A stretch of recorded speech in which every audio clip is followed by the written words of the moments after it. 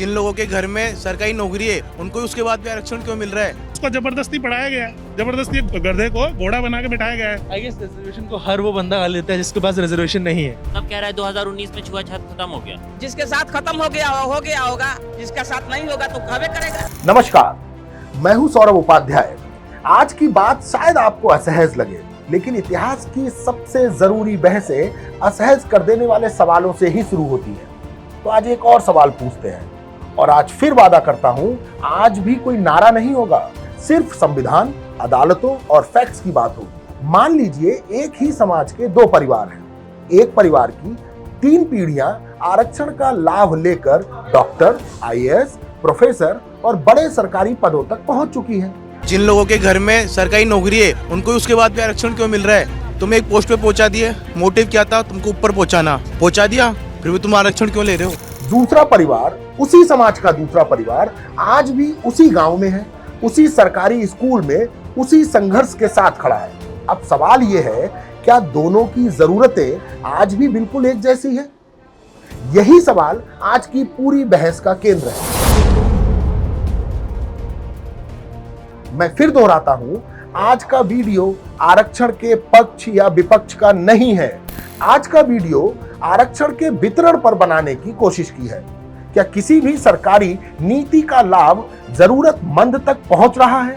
अगर पहुंच रहा है तो बहुत अच्छी बात है, अगर नहीं तो क्या उस पर चर्चा नहीं होनी चाहिए? 1992 इंदिरा साहनी बनाम भारत सरकार, जिसे हम मंडल केस के नाम से जानते हैं, सुप्रीम कोर्ट ने कहा ओबीसी आरक्षण में क्रीमी लेयर को बाहर रखा जाए। क्यों? ताकि आरक्षण का लाभ वास्तव में उन लोगों तक पहुंचे जो अब भी सामाजिक और शैक्षणिक रूप से पिछड़े हैं। यानी अदालत ने भी यह माना कि किसी नीति का लाभ सही लोगों तक पहुंचना चाहिए। अब यहीं से शुरू होती है सबसे बड़ी बहस। क्या यही सिद्धांत एससी, एसटी आरक्षण पर भी लागू होना चाहिए?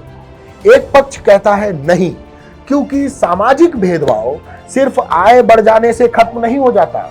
उनका तर्क है कि किसी परिवार की आर्थिक स्थिति बेहतर हो सकती है, लेकिन उसकी सामाजिक पहचान और उससे जुड़े अनुभव हर बार वैसे नहीं बदल जाते। इसलिए वे मानते हैं कि सामाजिक न्याय का सवाल सिर्फ पैसे का नहीं, बल्कि सामाजिक अनुभव और ऐतिहासिक वंचना का भी है। आपको लगता है डॉक्टरी की जो पढ़ाई होती है, मेडिकल पढ़ाई, उसमें आरक्षण होना चाहिए? नहीं, उसमें आरक्षण का कोई नीड नहीं है।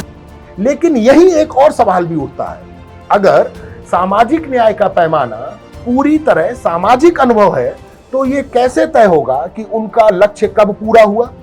क्योंकि आर्थिक स्थिति मापी जा सकती है, शिक्षा के आंकड़े मापे जा सकते हैं, सरकारी नौकरियों में प्रतिनिधित्व के आंकड़े मापे जा सकते हैं, लेकिन सामाजिक स्वीकार्यता या भेदभाव के अनुभव उन्हें किसी एक पैमाने पर मापना तो बहुत कठिन है। इसलिए कुछ लोग कहते हैं कि किसी भी सार्वजनिक नीति के लिए समय समय पर ऐसे स्पष्ट मानक होने चाहिए जिनसे ये आकलन किया जा सके कि उसका उद्देश्य किस हद तक पूरा हुआ है। अगर सफलता का कोई स्पष्ट मानदंड ही ना हो तो ये बहस हमेशा चलती रहेगी कि सामाजिक न्याय मिला या नहीं मिला। यही सवाल आज इस बहस के केंद्र में है। लेकिन हमारे देश में होता क्या है, जैसे ही कोई पूछ दे क्या लाभ सबसे ज्यादा जरूरतमंद तक पहुंच रहा है, तुरंत जवाब आता है, तुम आरक्षण खत्म करना चाहते हो?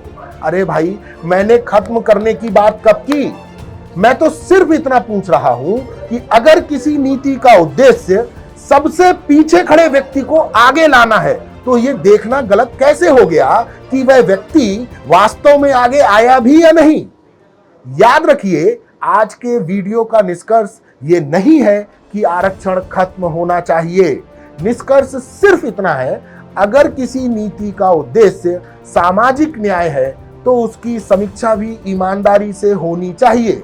समीक्षा किसी नीति की दुश्मन नहीं होती, बल्कि उसे और बेहतर बनाने का माध्यम होता है। अगले वीडियो में क्या एससी, एसटी में भी क्रीमी लेयर होनी चाहिए? सुप्रीम कोर्ट ने क्या कहा? सरकारों ने क्या रुख अपनाया? और ये बहस बार बार क्यों लौट आती है, इस पर हम बात करेंगे।